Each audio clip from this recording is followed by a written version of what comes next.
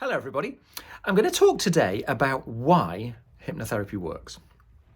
Now, I reckon this took me around about 6 years now to be able to enunciate, which in itself is extraordinary, right? But the reason for that is because I wanted to be able to express what hypnosis is, what's going on in hypnotherapy, and why it works. What are the mechanisms by which it works? The reasons why it's more beneficial than meditation, let's say, in a way that fits with my experience, that fits with my understanding, but that other people could most likely get.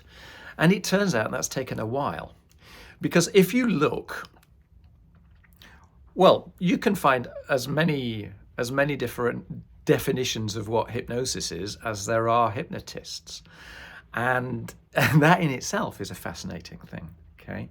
And I struggled with this. I struggled with this for a long time because it's very hard to put into words a felt sense. It's very hard to describe in words what it is to be in the present moment. And so I brought along this little guy, right? I brought along a pendulum to kind of demonstrate a little bit about what hypnosis isn't and what we kind of thought it was, and why I feel so comfortable with my explanation of what's going on. But do bear in mind that this is my explanation, my story.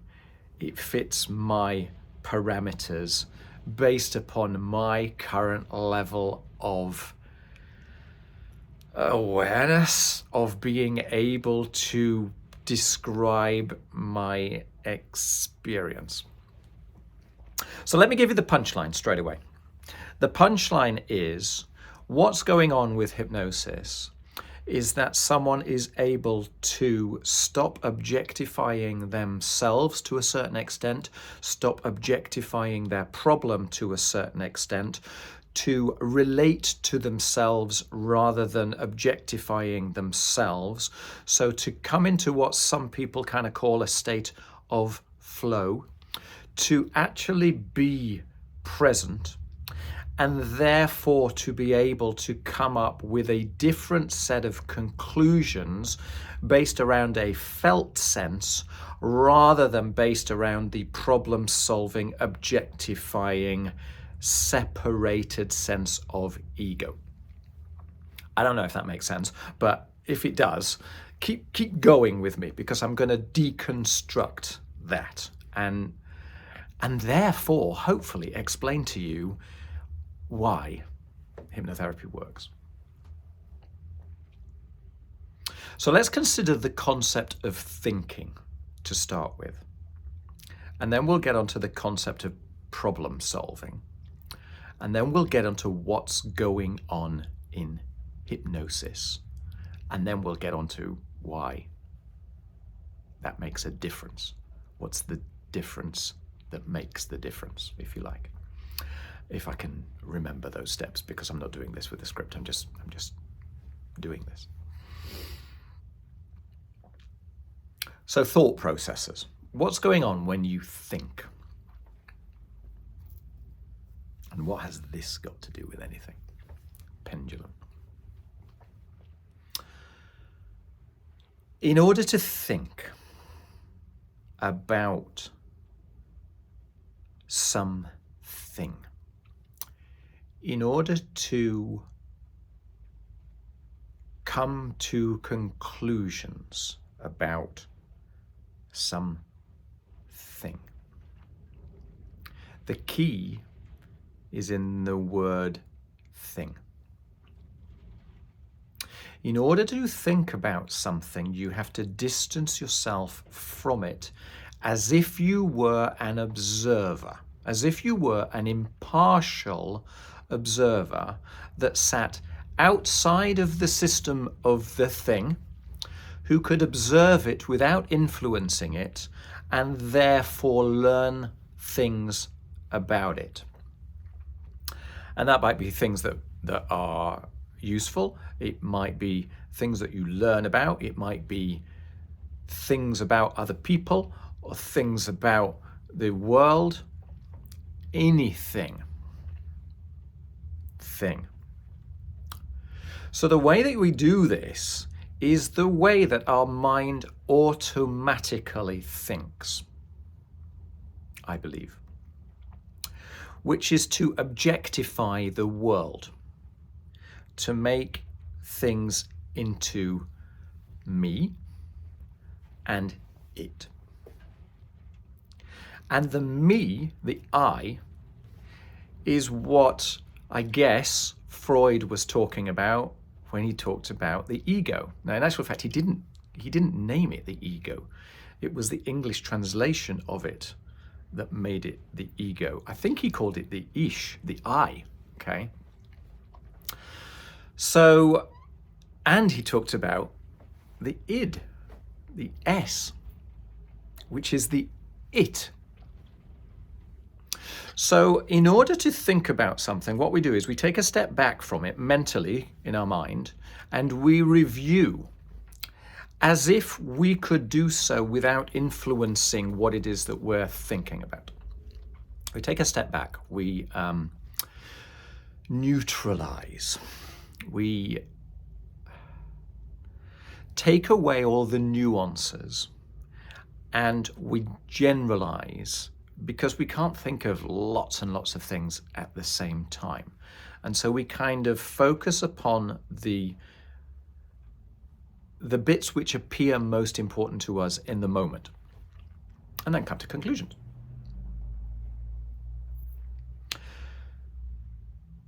So how do we address problems? Because what happens is these conclusions that we come to, they become part of our story, yeah? The metaphors of how the world works. They become part of our worldview. They become part of the way that we understand the world, the way that we understand ourselves, the way that we understand other things, other people, and they're kind of the hooks that we hang the framework of our existence upon. So basically, when we think about things, what we're doing is we're creating rules of thumb that allow us to go about our day-to-day business, yeah? To get stuff done without having to think of a billion things every time we make a choice or a movement, or even to do things which don't require conscious thought. You know, this is how we end up being able to learn new things and then kind of almost forget we've learned them because they just kind of go on autopilot. So it's a very useful thing. I'm not saying it's a very useful thing. So let's now consider how that relates to problems, a problem that we have in our life. Because this is where hypnotherapy comes in, right? Someone comes to therapy because they've run out of ideas themselves how to make progress. So someone addresses a problem usually in a very similar manner. So they objectify the problem, they kind of work out, or I work out in my mind, what are the criteria of the problem, what are the unique factors of the problem, what are the kind of things that I can break it down into, the building blocks of the problem, let's say. We objectify the problem, and then we try as hard as we can to think of ways to fix it. But we're doing so again from that ego, from that objectifying sense of mind.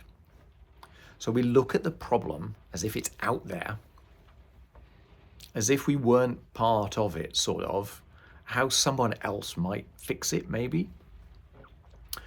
And we come to conclusions, okay? And then we try those conclusions. And it turns out that they don't work very well, because it turns out that we are in the system that we are trying to objectify. So sometimes they work, sometimes they don't.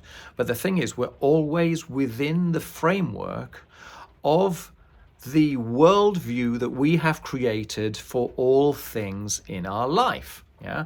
So we're approaching the issue of problem solving kind of in the same way that we approach most understandings, right? This is our default way of thinking. Okay, so now let's get on to psychotherapy, hypnotherapy, any therapy. You problem solve, you problem solve, you problem solve, it's not working. For whatever reason, you still kind of feel the same or act the same. It's almost as if there is a part of you that wants to do the problem solving, but there's another part of you which is running in the other direction, sort of idea. You run out of ideas. You don't know what to do. That is the moment normally where people go approach a therapist. It's like, and there is this connotation with therapy that somehow I am faulty, that somehow there's a problem inside of me that I am unable to fix. And it's very easy to diagnose that and say there's something wrong with me, right? Personally, my premise is that people are working really, really well based upon their worldview, based around the fact that they are objectifying the world. So what's going on in hypnotherapy? Unfortunately, I can't talk to you about all the other types of therapy, but I can tell you why hypnotherapy works in my story. So the reason why the problem solving didn't work is because you are objectifying the problem. You are looking at it as if you are an observer, whereas in actual fact you are a participant. You are looking at it from a distance, which makes it wafer thin, which makes it generalizable, which makes it compartmentalizable, which gives you the ability to run rules of thumb which are based around your understanding and meaning of the world, right? But all of which is underpinning the problem in the first place that you're trying to solve.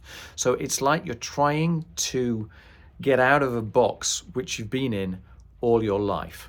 I don't know if you've ever come across, there is a story, it's, I think it's Plato that talks about this. I think it's Plato.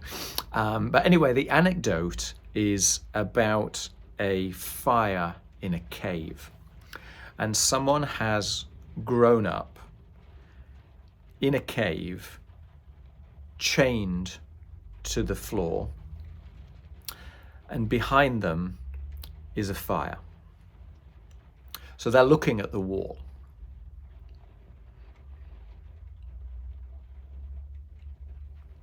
There's stuff going on in the background, but they're looking at the wall. So they are seeing shadows and light reflected from the fire. And from that, they build up a story of what the world is, because that is their evidence. Now, we all know that obviously this cave isn't representative of the world, but to that individual who's grown up in that, that's its entirety. Yeah. So, back to the pendulum. What is hypnosis? We thought, in actual fact, that hypnosis was the tiring of the optic nerve originally. Okay, so people thought that if you focused on a pendulum,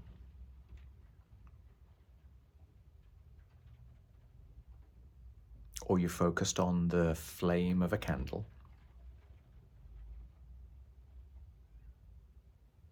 then the optic nerve would get tired. Your eyelids would become tired. And it was observed that people would go into trance. So they concluded that this must be a function of the tiring of the optic nerve. That's where the whole idea of the pendulum came from. But the thing is, we know if you look at stage shows that people are in hypnosis with their eyes wide open. Okay, I've had clients have the most extraordinary experience when part way through a hypnosis session, I ask them to open their eyes and they look around their own room, or they look around where we are, almost like they have a new set of eyes. So what's going on when we're focusing the eyes on something, when we're allowing the optic nerve to become fatigued, is that we are focusing on one thing in particular to the point where everything else goes quiet. Our brain is wrapping around something, okay? It happened to be a little crystal ball or the flame, but actually it could be anything. The point is that it is wrapped around one idea to the point where everything else goes calmer, goes quieter. So one definition of hypnosis is the bypass of the critical faculty of the conscious mind, okay? The part of you that thinks it runs the ship, that believes it's the captain of your organism. The part of you where all the chatter comes from. The part of you that thinks it's making the decisions. So one definition of hypnosis is that we are bypassing that part of you that thinks it's making the decisions and allowing you to reverberate with everything else. That's quite a complicated definition. And it doesn't always feel correct. Because for me, when I go into a state of hypnosis, I am not abandoning my critical faculty. I can feel my critical faculty. For me, what is going on when I put myself into a state of hypnosis is that I am shifting from that I, it relation to me. So I'm no longer looking at myself, considering myself from a position behind myself. I'm no longer objectifying myself and therefore coming to conclusions about problems which are based around the fact that I'm not in the problem, I'm observing the problem.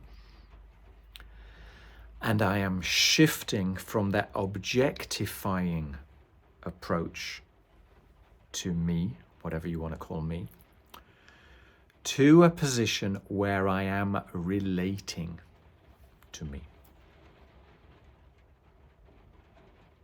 Now, I don't know if you can sit with that for a moment. Because you see, people have been talking for years about stop thinking about stuff and get in the present moment. The present moment is where the magic lies, okay? When you're thinking about stuff, you're either in the past or you're in the future, but you're never in the now, okay? But how do you think about the present moment, right? By definition, the act of thinking about the present moment objectifies the present moment, so you're detached from it. Which means you're not in the present moment. You're in the past somehow. You're judging yourself.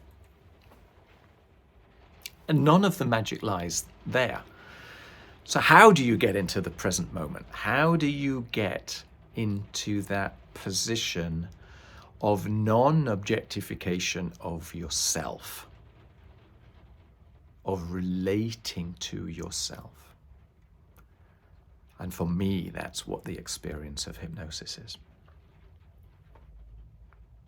I can't even label it as an experience, unfortunately. Get this. Because to have an experience, you have to be observing what's occurring and labeling it. So you're already back out of relating and back in objectification, I, it.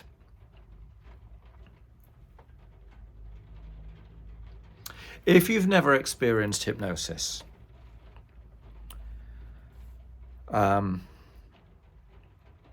Maybe you've got a cat or a dog or a hamster, a pet. Even if you don't, maybe you can relate to the idea of meeting one on the street and kind of having a communication with it. The reason I draw up the idea of a pet is because you can do this with a person. It's very easy to do it with a person. It's the same process. But with a person, we kind of feel as though we have to keep up appearances, right? Whereas with a pet, we don't. As a very, very simple example, you may find someone who stutters or stammers with individuals, but when they talk to their pet, there's no stammer or stutter. Yeah, very, very illuminating, instant issue. So if you've got a cat or a dog or a hamster, and parrot, or if not, if you can find one on the street that's prepared, just briefly, to have a conversation with you. If you center yourself, even if you just take a couple of breaths, and you focus your emotions on the animal, you give it your attention, and you speak to the cat, the dog, the animal. And this is hard for me to put into words because by labeling it cat, dog, animal, person, I have no choice but to objectify that. But if you can, in the moment of this occurring, connect with the animal. Here you are, sort of thing. I see you. And here I am. And we are going to relate. And you've no idea what the animal's going to do, obviously. It doesn't matter. What matters is you relating to this other thing. And you can do that practically in real life, or you can imagine it, because it's the same thing in actual fact. When you find that position of relating,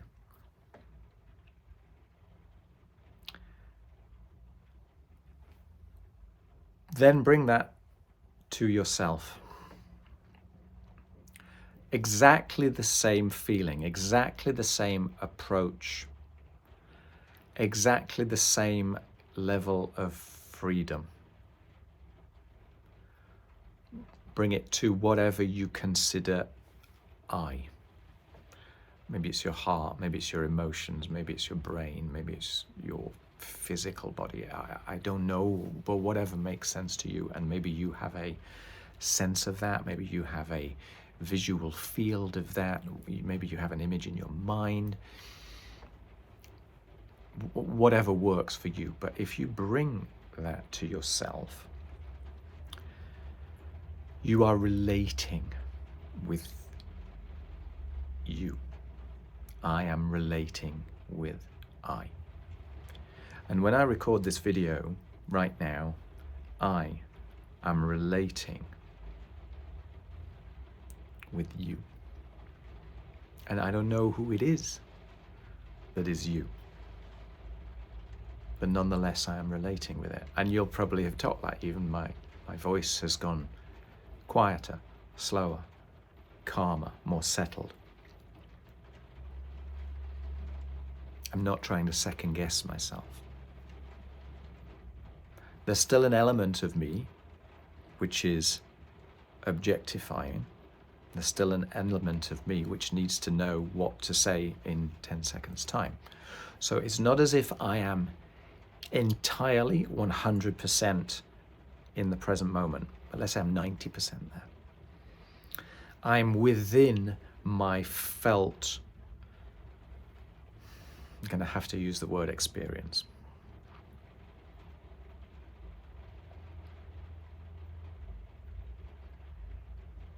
For me, that is a fantastic way of explaining to someone the way that it feels in hypnosis, and therefore the reason, or one of the reasons, why hypnotherapy works.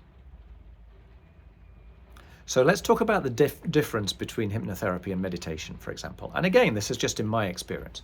But in meditation, what's going on is I am trying as hard as I can to quieten my mind. I'll do that by maybe following my breath, or by imagining the thoughts in my head evaporating, turning clear and lifting up to the sky, or by noticing the sensations in my body, or by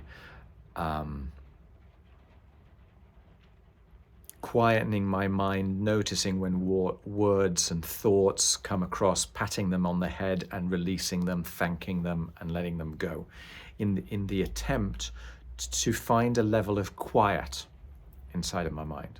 Okay, that's what I would consider to be meditation. And then to discover what comes up, as if I'm opening myself up to the rest of me to speak its wisdom. Something like that. In hypnosis, what I'm doing is something similar, but with a power of intention. So I'm not quietening all and discovering what may or may not come up. Because, of course, when it comes up, instantly I'm back in the objectifying mind.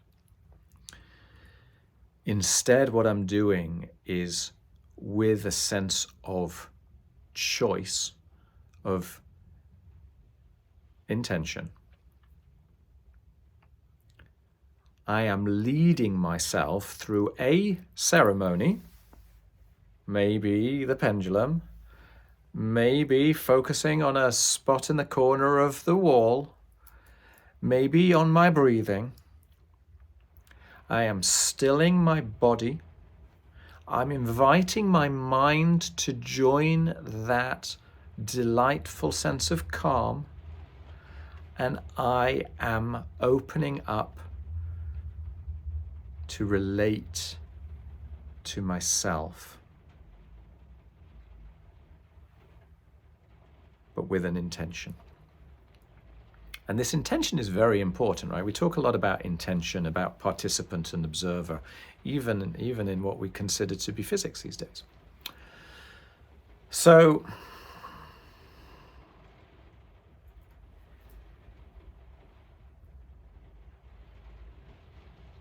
the reason why hypnosis helps you solve your own problems, the reason why client-centered therapy works, the reason why it was always intended that free association psychotherapy works, is to get you out of your current head, to get you out of your current story, and consider the possibility of other stories. By releasing that objectifying sense of intellectual processing, and by relating with yourself rather than objectifying yourself, you find a level of harmony with yourself which you cannot find when objectifying. And I have kind of no choice but to try and explain in words the feeling of that. But even in doing that, I have to objectify the experience. So it's far richer than this, right? When I objectify, I make things wafer thin. But my objectification of the experience is of a sense of heightened awareness of your being, of sort of facilitating an information superhighway, a mega thick fiber optic cable to all parts of my organism, and a releasing of the story that grips me within my perception.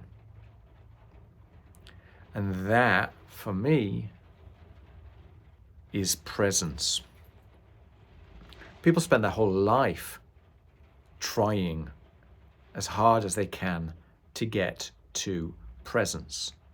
Because even in this explanation of what it is that I am doing, I haven't entirely released the objectifying, critical faculty of the conscious mind. I'm aware of it. And so there's always another layer of the onion to peel back. But I bring a sense of gratitude and curiosity and thankfulness to the fact that I'm still aware that that part of me is there, that it's quiet, that it is in harmony with everything rather than trying to rule the roost. Because I need it, because I'm coming with a sense of intention. And so I don't want that part of me to completely disappear. It's a really, really useful part of me. It's just that I don't want it to hog the limelight. I want everything to be shined upon with my magic torch. And so the act of relating to myself, for you to relate to all of you, it's a little bit like when you first fall in love, right? And you no longer see the other person from a very critical point of view, okay? That comes later, reality comes later, but in that moment you kind of go, oh, right? That's kind of what a state of flow is, okay? It's the same thing. If you were to look at the most exquisite, relatable work of art, or you were creating something that in your head just feels like you, and for a moment you forget that talking part of you and you just act like a perfectly well-oiled, lubricated machine, and everything feels right. Well, when you get into the depth of hypnotic presence, that's almost what it feels like, okay? And that's the best I can put it into in words, because by definition, by using words, I have to, what's the word? Dilute the reality. The reality for me is deep. It's very, very deep. But even the word deep doesn't do it. But I hope you can see that by transporting yourself to a position where you are relating with yourself, just as you might relate to an animal, so that judgmental side of you, maybe it's somewhere far, far away, but the bulk of you is in harmony with you. Those stories about what it is to be you, about what you're good at, what you're bad at, what works, what doesn't work, all of those parts are integrating into a far, far larger experience by an act of intention.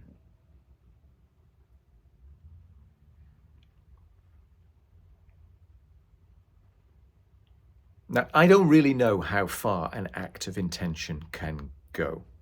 I have seen the most extraordinary things through acts of intention, okay? We all know the stories of them, you know, well, maybe we don't, but there are stories of mothers who can apparently literally lift cars with the same strength of their body that normally couldn't lift more than a couple of bags of shopping because their child is underneath the car, okay? I have experienced times, and it sounds ridiculous, it sounds evangelical, and I don't know what's going on. Maybe there is an act of compliance, maybe there is an act of social peer group pressure in this. I really don't know, but I have seen people when I have just simply put my hand on their on the area between their shoulder blades, and they've done like an S shape and they have tumbled down. So there is something about energy that I cannot express in words that comes from the power of intention. So I'm certain that my explanation of what's going on in hypnosis is incomplete. But the sheer act of bringing that sense of intention to a state, if you want to call it a state, to a choice of a different way of relating to yourself, well, it brings up different ways of solving as well as different ways of thinking about you. It expands enormously the concept of what agency you have as an individual, what potency you have, what options exist, what freedom you have. Because you're no longer pushing against yourself, pushing against your problems with a objectifying mind, with a critical faculty. And instead you are opening up to all things. The sheer act of being able to access that sense of presence in itself is awe-inspiring. You feel complete, I guess. It's a sort of a cliched way that it's impossible to put into words. But because you are no longer objectifying yourself, your problem, your challenge, the way that you fit in the world, what it is to be an I, what it is to deal with the world of it, of other. You're no longer objectifying any of that, and you are instead relating.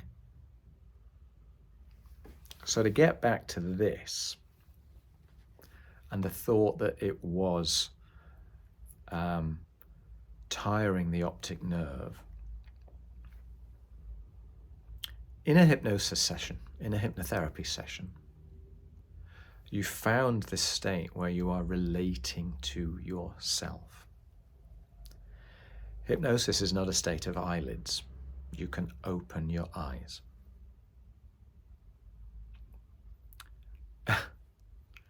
Now, the way that people react is obviously always going to be contextually appropriate.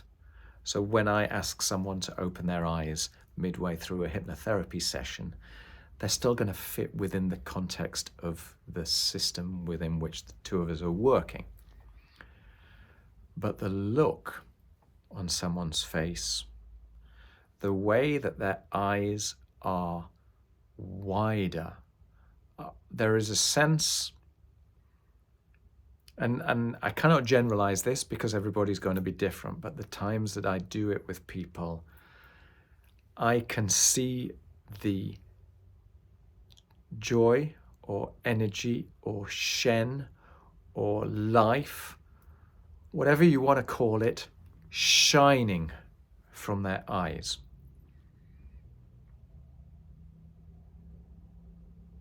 In awe, in beauty, in connection, in amazement, in wonderment, in curiosity, in thankfulness, in gratitude, as if a bag of bricks has been taken off their back.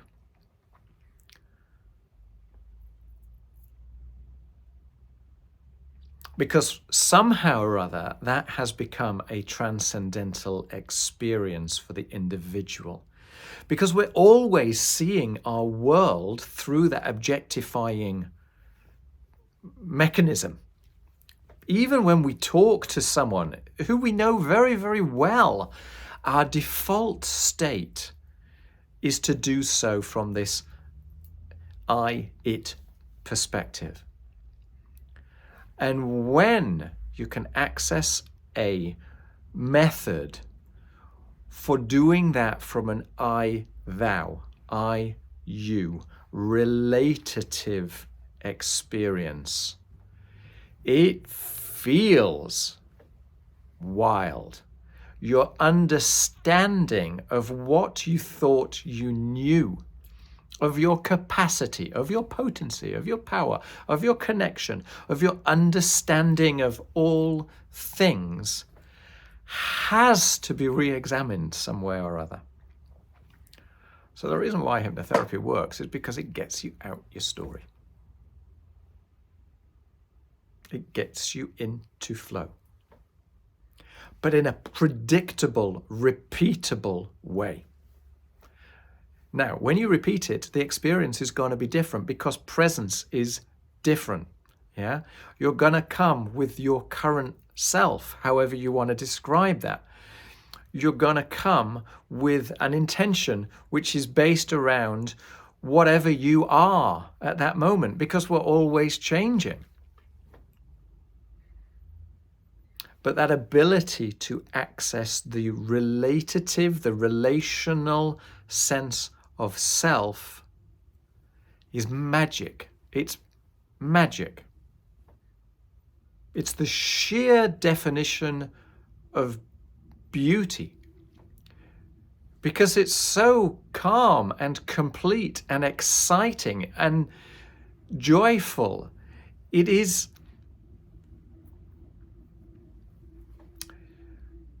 You see, when you relate with yourself, you relate with everything else. So it becomes a religious experience, a euphoric experience. Your ego has relaxed, and you have a sense of humble potency, maybe, is that a word? Of all things and nothing, of the way that you were seeing, and instead what you can now begin to feel that cannot be put into words. The depth of experience that cannot be objectified. An acceptance of these two different ways of relating to yourself that are both useful, that are both great in different circumstances. Yeah, I don't want to be doing my tax return from a relational state of mind, right? I don't want to be thinking about, though the world is a beautiful, amazing, ethereal thing, right? I need to talk in facts and figures. If I'm doing experiments, okay, where I need data, where I need facts, well, then I need to be in that objectifying state of mind. But to truly experiment, to truly understand what is, you need the strength of that other perspective, that relationship perspective upon what it is that you think is knowledge, what it is that you think you are.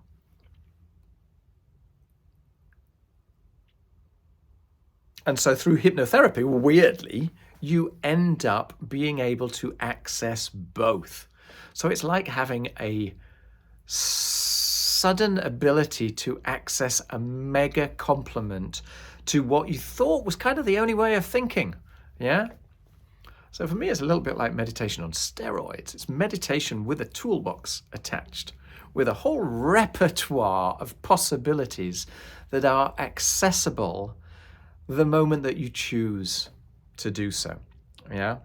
So I told you to do it by doing it through this idea of, communicating with an animal, just because that's an easy way of finding yourself in non-judgmental communion with something other than you. So it's a way of not objectifying it and relating to it. Another way that I have talked about in another video is to focus upon your fingers. People use the power of intention either to point their fingers or to kind of choose something and press their fingers together. Now, for me, that's still a metaphor. It's a ceremony to bring you to that sense of relation with everything. But maybe it's a thing in itself. I'm not clever enough to understand that. I don't know what it is that I don't know. But another way, if that idea of, relating to an animal, if that doesn't fit, or relating with a human being, if that is tough, you can focus on your fingers. You can focus on the felt sense of your fingers, and I'm not asking you to think about your fingers. I'm asking you to focus on what it feels almost inside those fingers. And maybe you can already, if you're doing this along with me, maybe you can already feel the blood flowing, the pulse in the fingers. And if you can make a gesture with the fingers almost as if you were going to press on a light switch on a wall, there's sort of just a light sense of tension towards the end. And as you do that, you can think about and observe and feel the temperature of the air surrounding the fingers, and you can become aware of the space between those two fingers. If these two fingers are sort of 10 centimeters apart, facing forwards, you can focus your attention on both fingers at the same time by looking at the gap between the fingers and expanding your peripheral vision.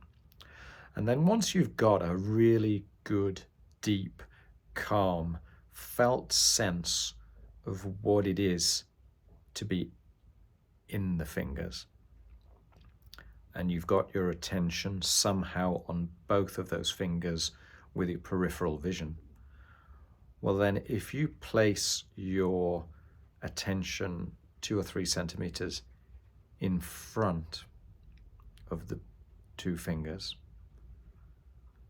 I don't know about you, but for me, that has an extraordinary sense of calm attached to it. So for me, that also brings me to that relational sense of self.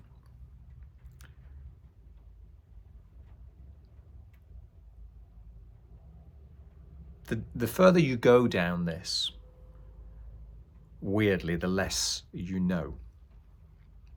Because the more you kind of come to the conclusion that there is to know, and therefore how much less of that you understand.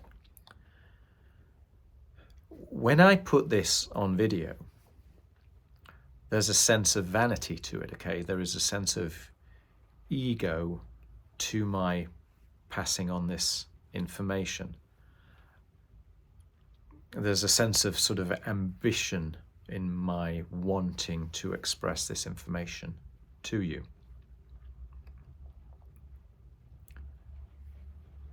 But if I, as I said before, relate to you, whoever you are, whilst I'm doing the video, and I don't know if you can bring a sense of relating to me whilst you're listening to this or watching this.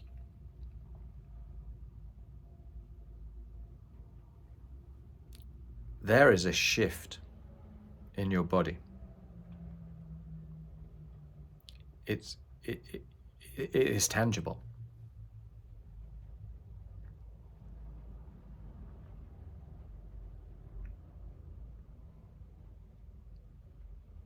And who knows, maybe it's entirely in your imagination. Maybe this entire thing is just me shifting one metaphor to another metaphor. I don't know. But when I do that, I find it incredibly useful, incredibly freeing, incredibly powerful. And I can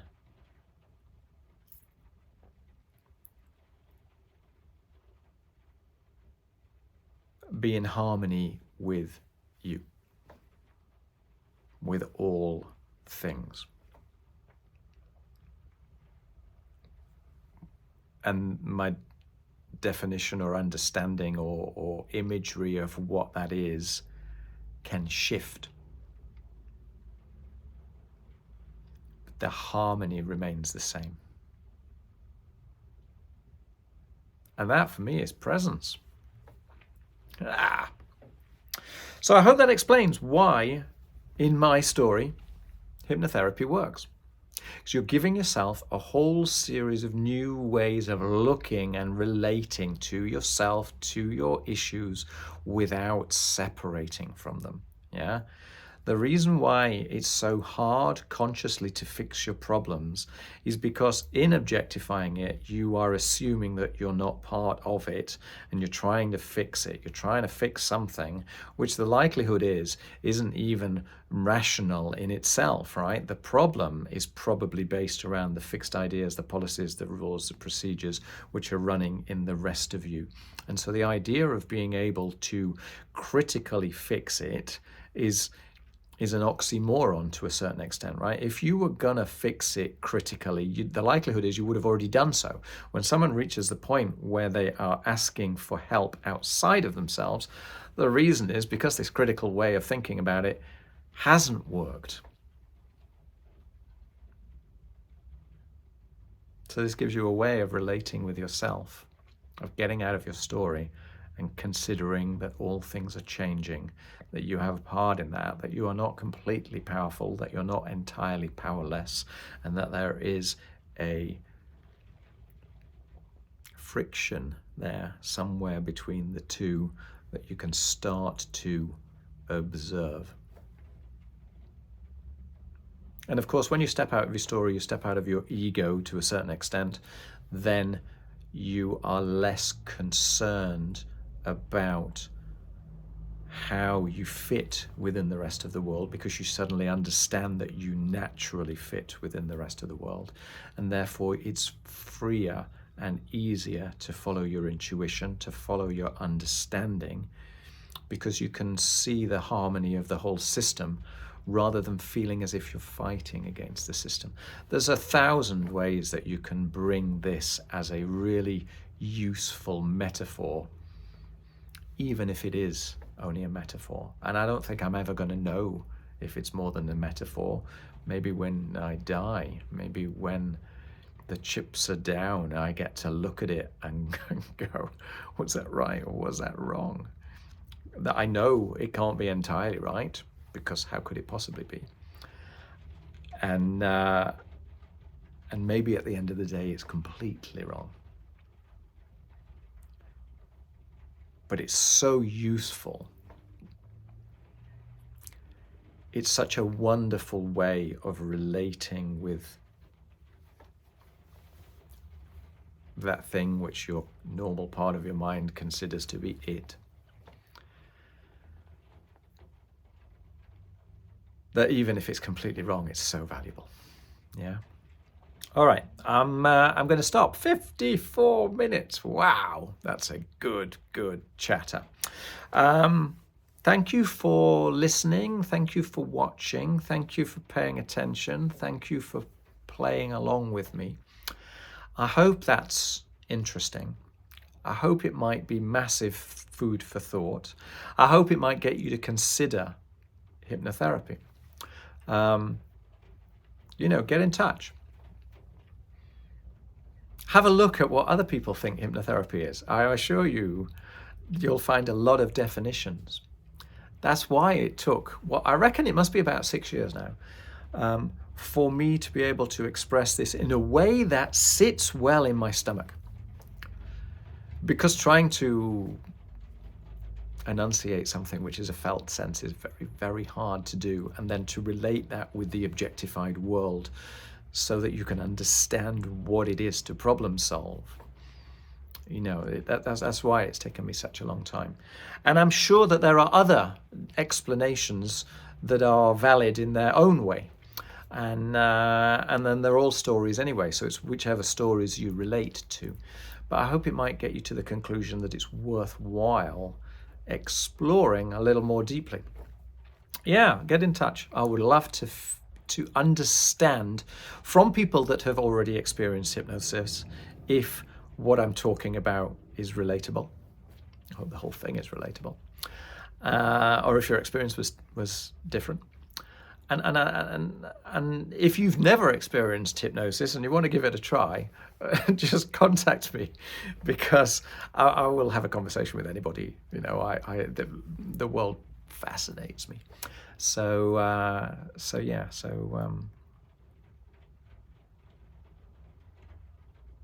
I hope our conversation has shifted your perception of yourself. It's got you somehow or other to a state of improved harmony with yourself. All right, thank you very much. Goodbye. And of course, subscribe, or, you know, add me to your list. Go have a look at the other videos, other podcasts, whatever it may be. Cheers. Bye.